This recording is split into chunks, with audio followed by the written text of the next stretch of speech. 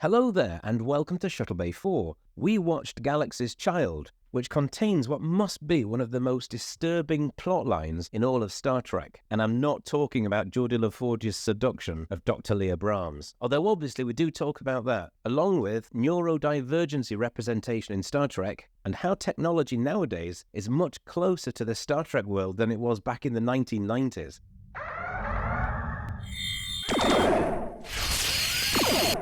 So, this is a really quick summary of this week's episode. So, we watched Galaxy's Child, which is TNG Season 4, Episode 16, and my quick summary is thus. So, in one of the most horrific stories in Star Trek, the Enterprise finds a new life form and accidentally kills it, only to discover that it was pregnant and the baby is stuck inside the corpse of its parent.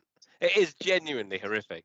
Meanwhile, Geordi's imaginary girlfriend turns up, for real, in a follow-up to Season 3's Booby Trap, where he made a holographic simulation of Leah Brahms. And there we go. That's this episode, summarised. Brilliant. Go on, Chris. Take it away. Okay. Take it away, Chris. Right, so beginning of the episode, Picard is all smiles. He's telling Geordi, we've got a specialist coming on board to talk about your designs. He's really proud. It's like a proud captain bigging up his engineer. He's all smiles. And then as soon as he says Dr. Leah Brahms, and Geordi gets the bollock bouncers and goes, "Oh, really?" Dr. Leah Brahms. Leah is coming here. And Picard's face goes from to... It's just total. He goes on and on and on, and Picard's gone, "Really?" He's like, "Oh yeah, I can't wait till she comes on board." And all of a sudden, from happy to very concerned. Pervert alert. That's what it is. It's the same with when Geordi was talking to Guinan, and he was trying to explain that we created this holographic image of her. We were working as one. Even Guinan was giving him that look. Yeah. So you met a computer simulated female? Not an ordinary computer simulated female. I've got the same note, actually. Pervert alert. Pervert alert. Actually, what he says is, if I remember correctly, he refers to her. I did have a note. He refers to her as something like his holographic, his computer simulated female. And the minute he says it, she looks at him as if to say, "You are a creepy bastard." And as soon as Brahms beams aboard, he's there. The first word that comes out is "Hi," and then How he you tries to doing? backstep. Hi. I mean, welcome. Brahms gets a message, and she goes, "I need to take this." And Geordi goes, "Use my office." Has anyone actually ever seen this office? I've never seen him have an office. In my office, be my guest. It's actually the toilet. Closes the door, and there's a picture of her sort of topless up on the door. Yeah. and a glory hole. Yeah. It's like any mechanic's garage. There's a topless calendar. Topless calendar, yeah. There's a big tub of Swarthega with hand grab marks in it. And then what he's done is he synthesized her face on that tennis girl scratching her butt. That's it. Yeah, that's what he's done. An oldie but a goldie. I was looking at Brahms's outfit, and I'm thinking this looks like it's the first mock-up design for the Nemesis uniform. Yeah, first contact uniform. Yeah. It was more from the back. It was when the first time you see her from the back, and you can see the black and the grey design. I can see that was something of an inception or an inspiration, at least, to those uniforms. What I like about the uniforms or the dresses that she's wearing, is the brooches match the earrings. If you look carefully, she's got a silver brooch in the first dress, which goes across, her earrings match. And when she's wearing I think it's blue the next day, she's got this little dangly brooch thing, and the earrings exactly match. I thought that was a nice touch. Yeah, it was purple. Was it purple? It was purple. I know, I've literally just finished watching it. Geordi suggested they should get to know each other, have dinner. And she was like, "Okay, yeah." He goes, "Great. Why don't you come to my quarters?" And the minute he said that, the look on her face was like Guinan's, it was like Picard's, it was like... My quarters. 1900 hours? Maybe even... I was thinking that, is his advisor not picking this up? Is he not reading these signs like, everyone that you speak to about this has a really disapproving gape on their face. And and even the person you've just asked out went, maybe. So at Geordi's quarters, prepping dinner, And you get the impression he's been slaving for hours on that replicator. Over a hot replicator, yeah. Yeah. But what surprised me most was what the hell was Geordi wearing? That red top. Oh, The chenille. Yeah. That No, red top, I those didn't think baggy it was trousers. the worst of the Star Trek kind of like civvy, because I know Patch has mentioned these. It looked very 90s. It looked really 90s. that material, I watched this with Susie a little while ago. That kind of really, really soft, shiny wool was all a rage, like mid-90s. Yes. Thank you. Yeah. You know, well, over here it was mid-90s. Perhaps in America it was the early 90s. But that kind of stuff was everywhere. And I suppose they bought a ribby one to make it look kind of futuristic. I've said it before, the civilian clothes on the Next Generation are shocking. They're shit. And in this, you're dead right. As it comes to him in his quarters, you're like, why are you dressed like you're in the 90s, bro? And then when he gets around to choosing the music, and he's going, oh, let's try some violins. Let's try some piano. I'm literally shouting at my TV screen. Just put some fucking Barry White on, you creepy bastard. Go big or go home. She said, you seem to know a lot about me. You seem to know things about me, even though we've never met. And he said, oh, yeah, from your personnel file. What he should have said was, well, yeah, I'm a creepy bastard, and I'm a bit of a stalker on the quiet, so I had a damn good look. Did you think at that Yeah. point, do you know when she says that to him? Because I thought, I to be honest, I do remember this episode, but I don't remember everything that happens in it. And in my mind, he reveals to her at that stage that he's created this like creepy holodeck version of her. But he doesn't at this stage. And I'm actually like almost saying to the screen, don't tell her, don't I've studied you. say you create a holographic version of her. Because he goes, oh no, it's your personnel file and all this. And I mean, he manages to dodge it because she's like a bit Yeah. Why did you read my personnel file? Oh, because it's just standard procedure. practice. Why would you need to see my personnel files?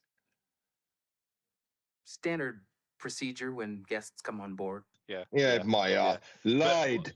Yeah. Lied. And apparently it doesn't contain the marital status, does it not then? But there you go. Then you should know that I'm married. So Jed, when she's in the quarters and she's finally declined his offer for something to eat, I'm not staying, I'm going. And she just walks out, and just the look on his face, instantly I heard Queen. Do. Another one bites the dust. It was hard actually to feel when I was watching it. It was hard to get into the character and feel his disappointment, because I was like, you had in reality, you had no right to expect this woman just to like you, because in the simulation that you created, she digs you. And the disappointment, like the expectation was real, and the disappointment when she knocked him back was real. I can't stay. You can't. while you're talking about that scene there, do you think that the lighting in his quarters was romantic or just dingy at that stage? Because to me, it didn't look romantic at all. Considering where he was going, that he's a creepy bastard, it would have been better for him to have the lights off as it was originally set before he complained about it. Yeah. Computer. Subdued lighting. Do you know what? He had a choice of dingy or where he started, which was Silence of the Lambs basement.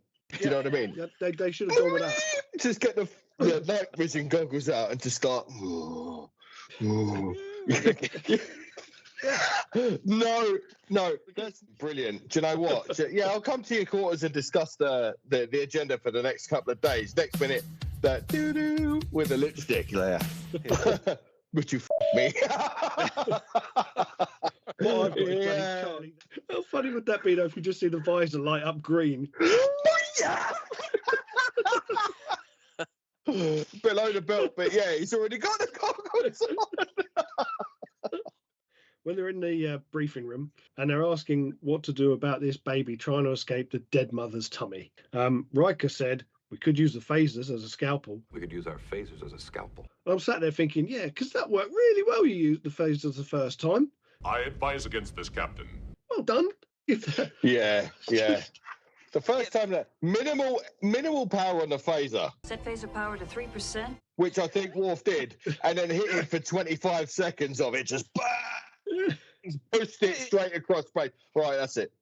The first thing they should have said was, oh, clearly we can't use phasers because we know it will just kill it. Do you know what I mean? That's the first thing you would have said. We know we can't use phasers, but no, they go straight to phasers. You'd expect it, right? Phasers. You give it a quick zap. It didn't give it a quick zap. It was just like bang, and just and pushed it halfway back to that planet. And Worf's like, "Fucking hell, that you bastard!" You had Picard there, all like, God, we've killed it, and you've got Worf going, "Yeah, we fucking did." Yeah, and totally later on in that same briefing you mentioned, they're all like, "We could do this. We could no," and Worf's like, "No, kill it." Yeah, what if it attacks the ship again? Worf was always going to kill it. I reckon those phasers were on maximum because he'd already said we need to kill it. Do you know what I mean? Yeah. Worf was always like, I don't care what you say, I'm going to kill it. 'Cause like you were saying, they didn't just go like Worf was like, right. That's it. Yeah. The thing is though, when he did it, he's there, look at the controls going, minimum power, Mr. Worf, and he's like, oh yeah. Was that on minimum? Yeah, minimum. Yeah. Yeah, minimum. Yeah, Yeah, totally. That's exactly what. And then when it turned out there's about, I advise against this, Captain. What, the baby in its belly? Yes, kill it too. Your objection is noted, Mr. Worf, but we are directly responsible for the death of the parent. Never seen before. No communication skills. What'd you do? Killed it. I bet Wasted when they said it was pregnant, I bet his hand was already on the button to fire the phaser. He's like, nice one. Yeah. Yeah. Hailing, Mr. Worf. You really fucking hailing, man. I'm the phaser dude, man. He didn't. Computer freeze program. That is the archetypal didn't delete your browser history. Exactly. Do you know what I mean? It's not the way this may look. And that's basically what happened. Freeze program, delete. I mean, that is like the holodeck version of literally ripping the plug of the computer out of the wall. No, it's like, do you know that? Do you know Alan Partridge when he slams his drawer shut? She looks in his drawer and When LaForge and Brahms, they were talking about souring the milk, and Geordi LaForge hits his communicator and says, LaForge to Captain Picard. Picard, here, go ahead. He didn't actually hit his comm badge. He completely missed it. Ah, right. I didn't notice He that. did. He really did. Did he miss it? He missed it, totally. LaForge to bridge. LaForge to bridge. So, I mean, Picard must be bloody good, wasn't he? Psychic, even, that he's going to contact him. There are actually parts of Star Trek where Picard will say, like, Picard to Riker, and he doesn't touch the comm badge, and it just goes through. But this was, you know, if they'd have panned a camera up or something like that, but he missed it. It was like, Captain, and he just missed it. Just keep rolling. In conclusion, this episode should have been called The Creep, the Killer, and the Clairvoyant.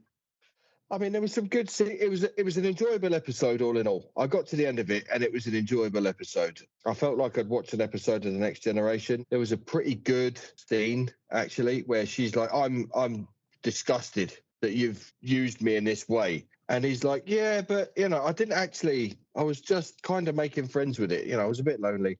And then you were really here, and I reached out to you. And basically he said, look, I didn't know you was married, and I reached out to you anyway. And is that so much of a crime? Is it? Right, you knocked me back, fine, no problem. You know, I didn't pursue it after that. I was kind. I was courteous to you. I offered you professional courtesy. I did all of this. And, you know, on the back of all of that, yeah, I got a massive crush on you. Sorry about that. And I did kind of get over it towards the end, which I thought was nice. There wasn't much of a B story. There was like a backstory to the A story, but it was linked. It wasn't that much of a complicated or a deep episode. It was really, really simple, actually. I didn't like that resolution at the end, by the way. You know, back then too, at the end. I'll when I get to my comments, I'll mention why, but that's what I mean, there was a bit where Leah Brahms went, yeah, we got to, and I basically made the same noise as they were talking. I was like, yeah. And it felt like there was no dialogue there. It felt weird. I don't know. The episode was strange. They were a bit gung-ho. Question. This is a question for you and for everyone, right? Chris reckoned they look like Cornish pasties. And I was trying to think, what do they look like? I thought they looked like a cross between sea monkeys, knit, and pockles. To me, they've got like a Cambrian period fossil kind of, you know, like trilobite, early life kind of creature that minces around at the bottom of the sea. Very basic form of life. Something like David Attenborough would be getting excited about a fossil of, you know? I don't understand how they propelled themselves through space, because those fins on the outside kind of suggest swimming. Do you know what I mean? And that tail thing. But there's nothing in space to to do that, I don't understand how they were moving. Do you know what I mean by that? How are they moving in space? Space magic. Space magic. Space magic. I think they emit gases. Yeah, it could. So what's the tail for then? What's that? You know, why it be aerodynamic at all? Why have that sea creature look? That's defense in case Picard comes along and kills your man. It was quite weak. They could have put a bit more into the space creature. It is very aquatic. I like the creatures, Patch. I like them. I thought they looked alien. Yeah, I get it. I just didn't like the swimming thing. I did enjoy the episode. It fit together well. It was simple. It was easy to watch, and it was a human episode. If in all honesty, if we're going to pan Geordi for doing that in a holodeck, if I had access to a holodeck, oh god, yeah, I think it was quite restrained. Be a lot worse than that, man. Be a lot worse than that. I'd never leave it, mate. Jen just called DS like. No, I didn't. She said if I had an holodeck, I'd have Orlando Bloom. Keanu Reeves, first of all. I use God. But you would though. You would. Come on, anyone would. And I think everyone's being a bit harsh on him. The point was made with Reg Berkeley a bit later on, but this is quite subtle. Like the fantasy that he built and the reality that exists is just totally different. And I suppose Guinan's little bit of dialogue in there where she says, look, you built a fantasy and you're confusing fantasy with real life. And she's kind of let you down. Trekkies! That's what we do. Yeah. Sometimes we need a reminder, I guess, what real life is about. And she said that, her biggest crime is not living up to your expectations and living up to your fantasy. And that's, do you know what? That's true. Line. We all kind of do that. Yeah, it is. Guinan got the killer lines in this one. She got the best lines. There was some good lines. LeVar Burton's performance was pretty good. He got through an emotional range in this one. And it was so cringeworthy. It's one of the few episodes where actually gets to do something and actually have some sort of like personality. Yeah. You know what I mean? Because normally it's just engineering stuff. And it's not even doing any proper engineering. Whereas this time, instead of just button mashing and chatting to Data, he was actually able to show a bit of personality. Because LeVar Burton has got a great personality. Sometimes he's more robotic than Data, but not in this episode. And I think LeVar plays it quite well. You know, that kind of, fuck's sake.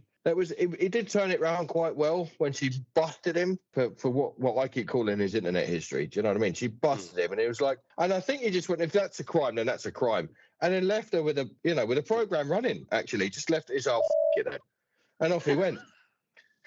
Basically, I think he done a pretty good job of making that look sincere, and I was invested in the episode at that point. When I heard that kind of dialogue coming from him in the holodeck, I wasn't thinking LeVar Burton Star Trek analysis mode. I wasn't critiquing the episode anymore. I was sucked into it, and I was just watching and enjoying it this time around.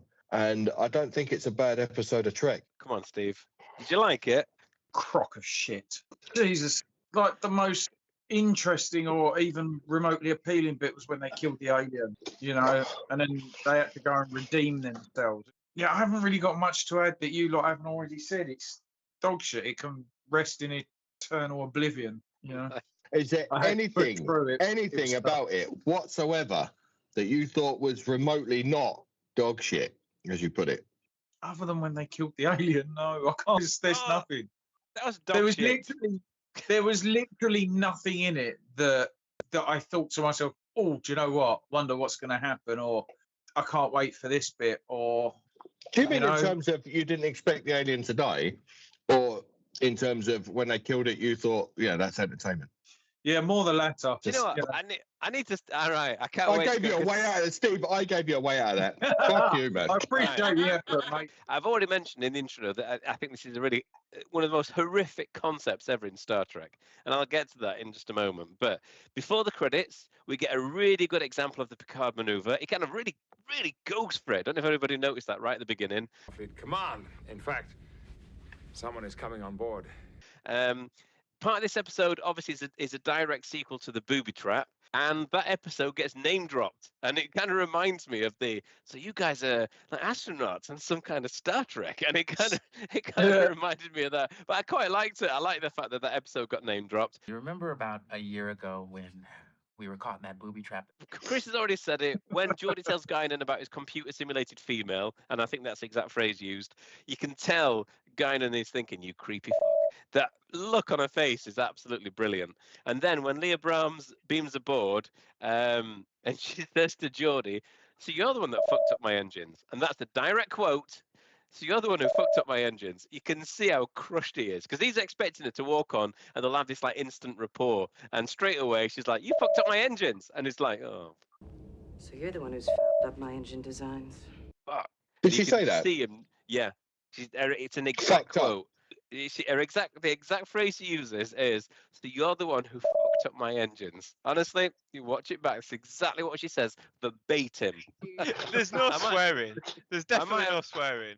I might have modified it ever so slightly. And then we get the credits. Okay, then we get the beginning credits. But I'm going to split my comments into two because there's two. You've got the Space Baby thing, and then you've got Geordi and Leah Brahms. So in terms of Space Baby, when they find the old ship, it really feels like this is going to be a rerun of Booby Trap. It's got the same sort of feel to it. You've even got Leah Brahms there. So the two episodes are really familiar to start with. And when they discover that life form, they try their best not to scare it. Okay, they're trying to kind of tiptoe around it a bit, and they're kind of in awe of it. Or we've never seen a life form like this before.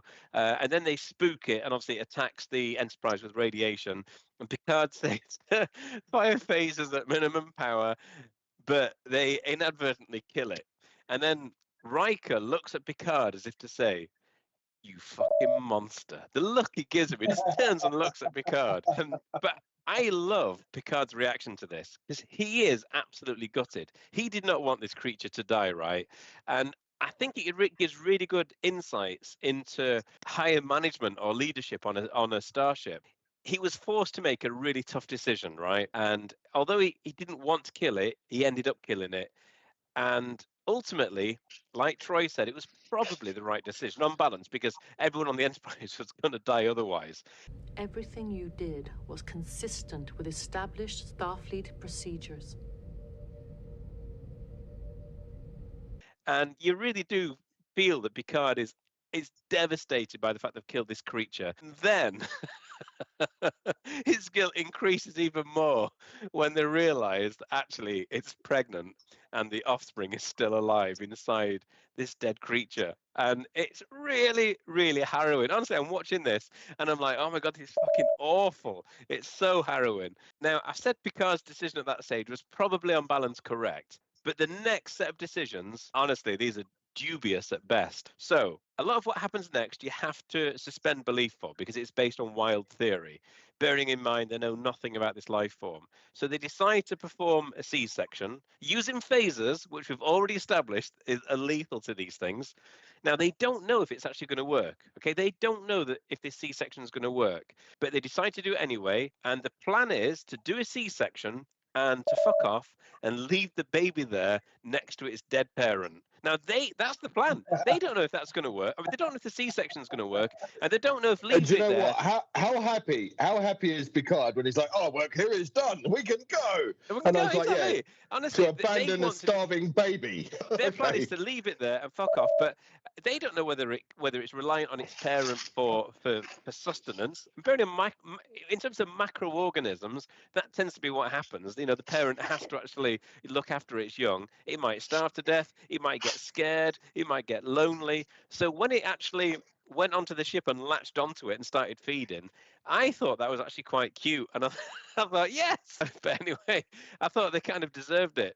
So their next plan is to leave it in an asteroid field and fuck off. Basically, all they want to do is abandon this poor baby, even though it sees them as its mother. Now, it's just not right. It's just not right. Now, thankfully, it turns out that there's a herd of these weird knit Cornish pasty creatures anyway. But they didn't know that. That wasn't part of their plan. It's just, oh, actually, it turns out there's others here. And they don't know that herd is going to be friendly. And it wouldn't have surprised me if, like, in some version of some parallel alternate universe version of this, the Enterprise flies off and then you see this herd of creatures jump on the baby and it's kind of like, feed on it. Eat it. Yeah. They had no way of knowing whether these were friendly or even if they were kind of the same species, just because they look quite similar. It might have been a rival community for all they know. So yeah, I thought I don't love this episode, but I'm with Patches on this one. It's one of those episodes where it's kind of like your classic cheesy, flawed Star Trek that I do kind of love. It's like kind of like Pulp Fiction Trek, and I do love that. So the other story, I don't know whether this is the B plot or the A plot. They kind of both got equal billing really for this, but you've got Leah Brahms, and to start with, you get that bickering between Leah Brahms and Geordi, and it feels too obvious, right? Now, it's obvious that the aim is to show that they don't get along, but it feels like they are doing it too hard. They're trying too hard. Do you know what I mean? It's just it's too over the top the way they're constantly arguing. And the aim is to show that she is nothing like Geordi's fantasy and they don't get on and all that. And I think they're trying to make Leah Brahms an unlikable character. I think that we're meant to side with Geordi. She's like really cold or whatever. But I actually do like Leah Brahms, and I think that Star Trek gets something really right with her character because she is the mastermind of the engines and everything. So she's like, she's a genius, and I like the fact that she's female. She's you know what I mean? It's a strong female role, and typically Star Trek characters are quite charismatic, but she isn't. But she doesn't have to be. Now she says that people find How me does cold. she describe herself? She cold, obtuse, cerebral. She says, people find me cold, cerebral, and lacking in humor. People find me cold, cerebral, lacking in humor. She also says that she feels more comfortable with schematics than people. I feel more comfortable with engine schematics than people. And now I like that because that feels like representation on TV of people who are not neurotypical. There are a lot of people out there who struggle with emotions, people on the autistic spectrum who I think will identify with this character, right? I've been called that shit all my life. And I kind of own it now. Maybe not cerebral. I've been called. So so violent at times, Dan. But anyway, I thought it was great that we've got this character who is a success, right? She's achieved great things, but she isn't like one of these archetypal, like full of bravado characters. Instead, what do you mean by that? Well, often in Star Trek, you've got like your hero figures normally that they're really charismatic, right? You know, like your Captain Kirks and things like that. And she isn't. She isn't like that. And normally, in Star Trek, particularly in TNG, if you've got a character who isn't very good with their emotions, they're normally a bumbling idiot. And she isn't. She's someone who's achieved a lot. She's a highly intelligent person. And saved the day. And she saves the day. But I think they undo a lot of that good work because towards the end, when they resolve it, she basically becomes more like Geordi's fantasy version of her.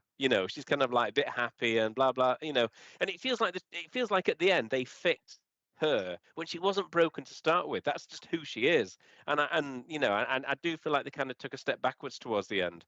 I do think that she does end up more like a computer simulation towards the end. And speaking of computer simulations, there's no way, because they come back to this, the fact that the computer predicts like things that she's said or thoughts that she's having, things she's going to come up with. And there's no way that the computer would know that. It's like if I were to write, let's say I've got plans in my head to write a book, but I've not told anybody, I've not recorded it anywhere. If a computer did a simulation of me, it wouldn't know and write that book that I'm about to write because it can't get that data from anywhere. But also the computer simulated, it didn't simulate her as this married person, and it didn't get a personality right and everything. And you can't have it both ways. You can't have a computer simulation that's so amazing that it comes up with stuff that she's thinking about that nobody knows about, and yet misses out on massive things that it would know about, like a personality and the fact that she's married. So that just felt a bit weird. Now, as Trekkies, we see Star Trek as the future that we want, right? That's the future that we want humanity to aim towards. And it feels like we've got a little bit that we are actually getting a bit closer to that, because when Geordi's in his quarters, right, and is like, computer, lower the lights, computer, play music. I'm like, in 1991, that must have felt so futuristic, but that's what we've got now. And I must admit, I was watching that thinking, we're on the right Wouldn't path. it be great if we had Chanel jumpers back? I know. I thought exactly the same thing, Dan. Honestly, thanks it's for that, just. Dan. I'm in my workshop here, and I have all my Alexas set to computer, so all my lights have literally just gone out. Right. In that case, then, computer, set timer for 7 hours. computer, set alarm for 3:30 a.m. So, the creepiness factor. Now, you can't. Everyone's talked about the creepiness. I won't go too much into it. It's clear that Geordi is creepy in this episode. There's no doubt about that. I don't think he's as creepy as he was in the first episode, and I can forgive a lot of it because the truth is he is in love with her, right? You know, and he really wants all this with her. And I do think, honestly, I think maybe he's not in love, but well, he thinks he is. He's in love with this idea of her. He's got if he's not in love. There's something that goes beyond just a regular fondness there. But they don't get on to start with because he's over familiar. Now, in return, she is quite cold with him and they argue. But I think a lot of that's to do with the scripts. Like I said, I didn't really like that arguing at the beginning, so it felt a bit forced. Now, Leah Brahms says it's odd how he seems to know a lot about her and is really informal around her. And I've kind of already mentioned that because I was going to talk about the fact that when he explains to her that he's looked at a personnel file, I thought he was going to say at that point that I've actually created this holographic sex doll of you. But thankfully, he doesn't tell her that. But she does obviously discover it. And I thought it was brilliant. When Brahms runs his holodeck program, and I've got a comment here, it's like discovering his browser history, just like you said. Yeah. When Geordi LaForge realizes where she is, because some ensign or something says, oh, she's on holodeck 3, something like that. He goes, she went where? And I literally laughed out loud. She went where? Holodeck 3, sir. You see the holodeck doors open, right? And he almost like skids to a halt. His run is like nearly skids to a halt. Yeah, computer program. You know what though? The other thing with that, all it needed is one of them cartoon skid noises when he comes running in. Yeah. The other thing with that, right, is that he kept that program in a public open file. You know, he didn't even lock the program or anything like that. It's just like, please come touch my program. It's like, it's not deleting your browser history. It's something that, you know, under normal circumstances, you'd have like, oh yeah, let's not have that on public view. But it's the creepiness comes from the fact that she stood there going, when you touch this engine, you touch me. Every time you touch it, it's me. Computer freeze program. And all of that patter. Whenever you feel the warp core throbbing, that's me throbbing. That's Yeah. why. That's why, you know. That's why he's fouled up a warp core. It's full of Geordi juice. Yeah.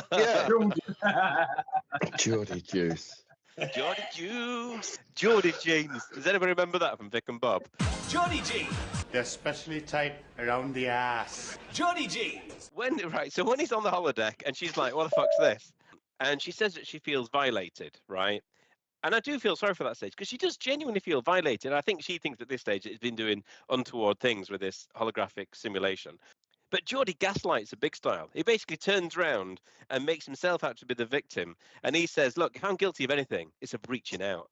I'm guilty of reaching out to you. And I'm just like, no, Geordi, that's not what you're guilty of. No, I think he turned it around beautifully. And I think he what did he turn says... it around, but...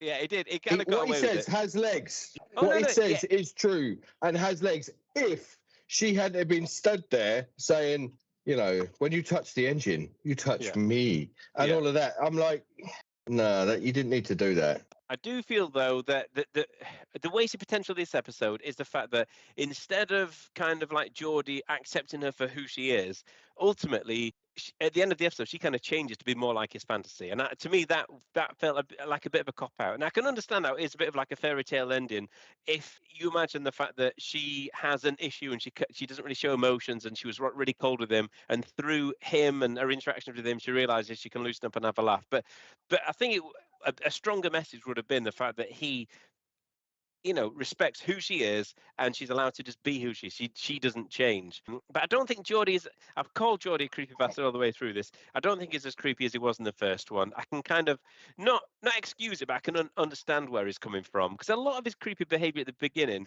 wasn't really that creepy. Like when she beams aboard and is like, hey, how you doing? And he's given, I mean, he doesn't say that, but he may as well say that. It just comes across as very informal, maybe not very professional. It doesn't come across as creepy at that stage. The final comment I've got about this episode is, did anybody notice when they're in the shuttle bay and the doors open, it just reminded me of Shuttle Bay 4 because it makes the noise. Yeah. Proceed.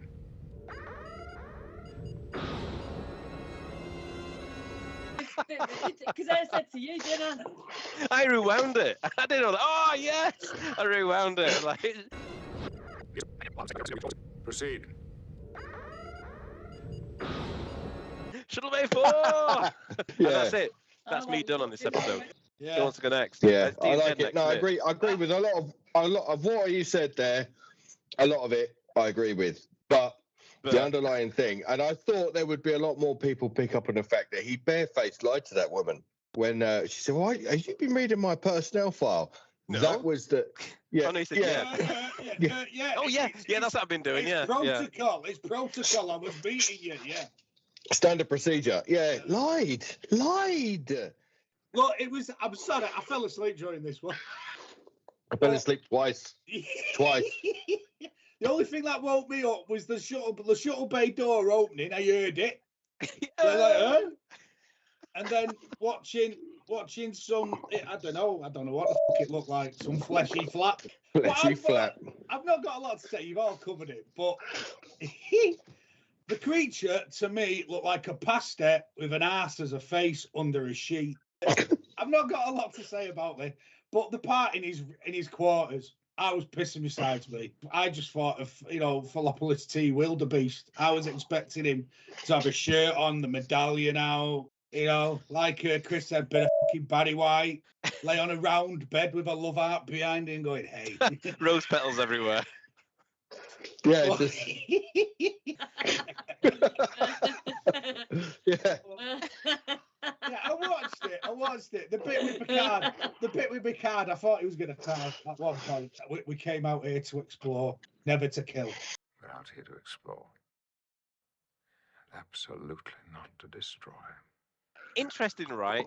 If we'd have had this conversation a year ago, it would have been like, oh, imagine if you could do that. But we are reaching the point now. Well, we're at the point now where you can easily deepfake using AI as well. You could create, not holographic, but you could create a video simulation of somebody that's quite believable in doing all sorts of stuff. So we kind of, it's quite interesting that we're kind of reaching that point. They did it last night on Britain's Got Talent. They did exactly the same. They did exactly what you just described on Britain's Got Talent last night. They had a guy, they had 4 of them in front of a camera. Yeah. And they were doing the movements, but the face on screen that everybody saw was the face and the actions of the judges that watching themselves perform. Yeah. And they sat there. So you know what I mean? And it's all AI. All AI. Dee, did you watch it? Oh, I think she's preoccupied. Oh, my. Oh, my. What's happening? Did you watch it, Dave? No, you're not taking on pizza upstairs and sitting in my room with it. That's the dream, that. The beginning bit, I've just got Geordi's all excited with Leah's arrival and he thinks he's set up for a bit of romance with his dream girl. I mean, is that what it's like to fantasize about her? Because, I mean, being a girl, I wouldn't. No, I've not ever done anything like that. Just, I must imagine what it's going to be. You know what I mean? I've never done that, but you can answer that. I don't know. Is it like that? Was he quite close? Oh, this just could be imagining what it would be like to see her in real life. Oh no, you lot are about pales for the real life. But it didn't for him, did it? But at least Guinan didn't laugh in his face when he was gushing about her. She could have, to be fair, because she was too pretty concerned. insightful. I expected her to start laughing in his face, proper Whoopi Goldberg style, but she didn't. When she came on, and the first words out of her mouth was to have a pop at him and say to Geordi, you're the one who fucked up me engine. You fucked her up the what? Me engines. I thought, she's a bitch, ain't she? First words out of her mouth and she's having a pop. She's going to be a barrel of laughs. After the reception he got, actually, and the shit that she'd give him, I wouldn't have invited her to the quarters. I would have invited her straight to the holiday. And that'd have been it. Hello? Yeah? There's a bit after what we've just talked about, where they're talking in engineering and he goes, oh, do you want to have a look at it? Something, I can't remember what it was he said. And it looks like he's turned the warp core off because you know the blue lights that go up. Oh yeah, he seems to turn them off, doesn't he? It's like he turns off the. So it's like, has he just turned the warp core off? Yeah, it's just sort of like up, like, and it's like, shut everything down so they can go on a mooch. Yeah. Rich don't need to know about everything. It doesn't let anybody know. I'm just turning the engine off. We're just going to be at cruising speed. That is a Turns very it good all point. off. Not once did the helmsman say, Captain, we've lost Wolf Driver. Mr. LaForge, what's going on with my ship? I can fire the phasers. We can't. The warp engine's been turned off, Captain. Yeah. That is a good Everyone's point. dead. End of episode. Because the bridge should have been straight through to engineering. Engineering is an issue that we've just lost, Power. We've just lost main power. Yeah, main power. Yeah, gone, mate. Just so they can crawl about in some metal tunnel. Do you know what? That's an excellent point, because it was just like the blue thing, the boom, boom, that stopped, and this white uplight, like a service light, come on. Like, you know, when you get like a power cut with a fight in the little, that's basically what happened, isn't it? Yeah. I'm glad you picked that up, D. That's my number 1 point. How many thousands of people are in that ship there, stuck in a fucking elevator? Yeah, he's just gone. He's just pulled plug. He's just gone. Override LaForge. Someone was in mid swifty kind of like movements on the holodeck, then lands face first on the bottom of it, breaks his dick. Fox got into you. Go and get laid. Having a shit and light goes out. Oh. And he did look upset. He did look devastated when he realised they killed it. But it was when they got the baby out of it, and Deanna's going, "You can do it," and I'm thinking, it can't hear you. You know what I mean? No, shit. Beta shit. Yeah, but can that? You know what I mean? It's a space crimp slug. Yeah. It can't hear her. It can't hear her. It's like when you see a plane and you're like, "Go on, you can make it. Come on, you can take off," even though it's not designed to take off. It's just the will of the people on board going, "No, this thing can fly." That's what you believe. Go on, D. I don't know what you're on about. And then the only notes I've got here is awkward Geordi scene, and Geordi gets dumped again. And then it's like they never written a girlfriend in for him, because they can't write a girlfriend in for him, because he's always going to be Data's girlfriend. Yeah. He's always, you know what I mean? He's not got time for romance, because he's got to be with Data. That's the coupling. That's how it's written. Him and Data. They can't have love interest. And then in Picard, they just give him kids and you never see the whiff. Yeah, but you know why that is, don't you? Because Data's been nicked and shoved in that storage-based thing. Oh, so he gets a life finally. Because Data's not there anymore, because he's been nicked and put in that museum place that they have to go. I could listen to this for hours. The baby out. Oh no, that was it. Sorry, when they killed the stuff. When they killed the big space slug, Picard uses the royal we did this, we did. It's like, no, mate, I was waiting for Riker to turn around and go, "You said fire." You did, yeah. What's this royal we shit? But I will give him credit for that when Dr. Crusher successfully got did the C-section and the baby was successfully born, he congratulated Beverly. And when Geordi and Brahms fixed the problem with the engines and getting them power back, he congratulated them both. There was no royal we then. It was only royal we when something really, really bad had happened, like killing a space alien. Well done, Doctor. Well done. Mr. LaForge. Dr. Brahms, congratulations. Oh, yeah. The reason he gave, when they said, "Do we need to get this baby off the ship?" I think the reason he said, "No, leave it." And he was very deadly serious, and he was like, "No." And they're all looking at him going, "Well, you can't be serious. This is gonna break the ship." I think he felt an obligation as his daddy to look after the newborn, to let it feel, trying to be nurturing to something that, it's his guilt complex. He's feeling bad about killing the mother. So as daddy, he's got to look after it now. And I think that's why he was very adamant. He said no. Did anyone see any similarities between this and Devil in the Dark, where there was a creature of unknown origin and a first encounter with it, and Kirk and Spock shoot a little piece off its back and, end up mind melding with it and all that kind of stuff, and Picard just fucking... Yeah, but... There was none of that in this at all. They just killed it. I'd love to see her come back in a season of Picard or something like that. She's in DS9, isn't she? Is she in DS9? Leah Brahms. Is she?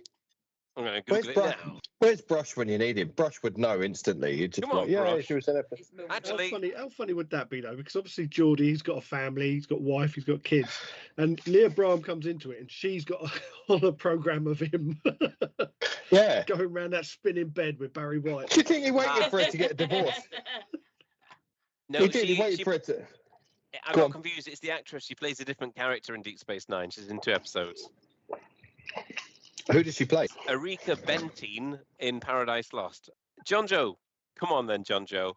Oh, don't sound so disappointed. No, John Joe, you could almost think of this episode as an engineering-heavy episode because it features Leah Brahms and Geordi, and you love engineering, so therefore you must have loved this episode. Yeah, it's my favourite. So my first question is, I know I picked the booby trap episode because I really like the world building that it does. Who then decided that? Oh, John Joe's picked one terrible episode. What we'll do is we'll pick the next terrible episode that feeds into the story. I'm blaming me. Yeah, I think this was. We couldn't do one without the other. I don't think. Yeah. Also, I think it's interesting now. One of the weakest premises in TNG spawned a direct sequel. It's just mental. It's like they just rolled a dice, which is getting a sequel. But yeah, so this was like a natural thing, especially after doing the episode and it's fresh in our minds. This felt like a natural one to do. So apologies. Geordi did LeVar Burton ask for any more episodes, like Geordi heavy episodes? That'd be funny. Like, imagine, right, in the producer's room or whatever, the writer's room, and they get LeVar Burton and like, oh, LeVar, in season 3, do you did Booby Trap, and we've got an episode for you in this season as well. Oh, nice one. What is it? And he's going to do some really meaty role, and it's just him playing a horny bastard chasing Leah Brahms again. Again. This episode, I'm glad that Dee picked up the warp core thing because that is my number one point. I even wrote it down. I don't write stuff down very often. Just turn it off, mate. It's fine. No one needs to know about that. Like, what are you doing? Yeah. Just an absolute nightmare. Like, I had to skip over the Geordi bits in the episode. I'm not gonna lie. It was my cringe meter went off the episode. The other thing with that whole shutting the warp core down, doesn't he say in other episodes that you can't do a cold start on the warp core and that it takes hours? Yeah, so I'm going to say that he just did a slow shutdown to get at the dilithium chamber. But there's all kinds of fucking problems, isn't there? Like the creature taking energy from the end. It just so happens that the 690 volts, 60 hertz electricity that they've got is the exact perfect thing. I don't know what that was. That whole all matter in the universe resonates at 21. Radiation is what they're talking about, which had just been discovered. To be fair. So does that resonate at that frequency then? It does. Yeah. That's the wavelength. So 15 centimeter wavelength. I think 15 centimeter. I can't remember. I'd have to look it up. It's been a long time since I've been in a physics class. But yeah, that's cosmic background radiation. I'm almost sure.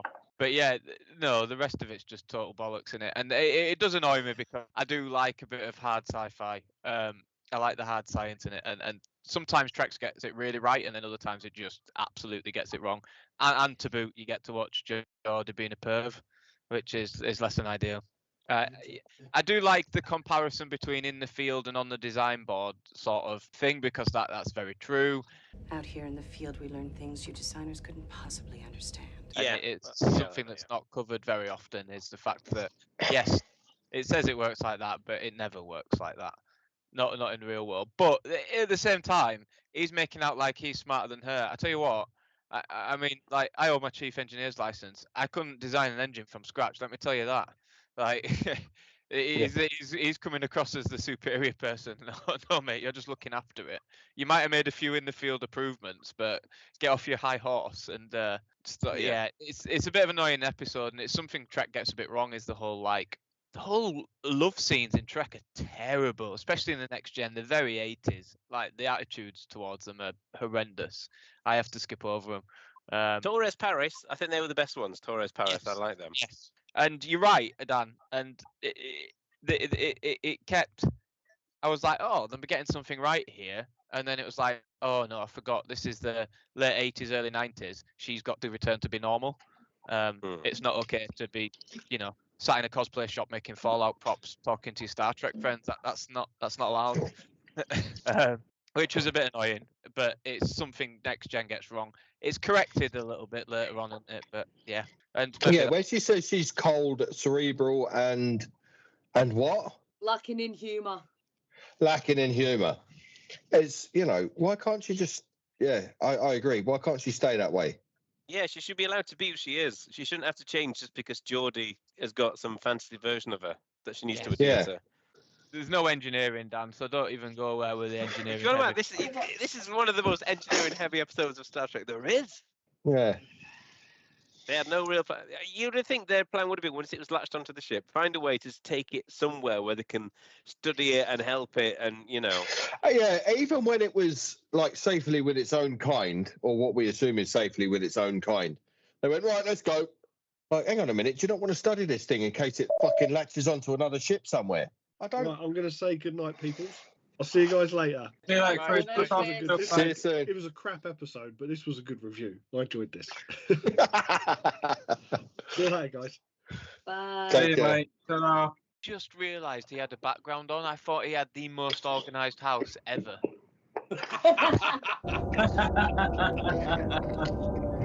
He should have really, when the door swung open, it should have been, Leah, been expecting you.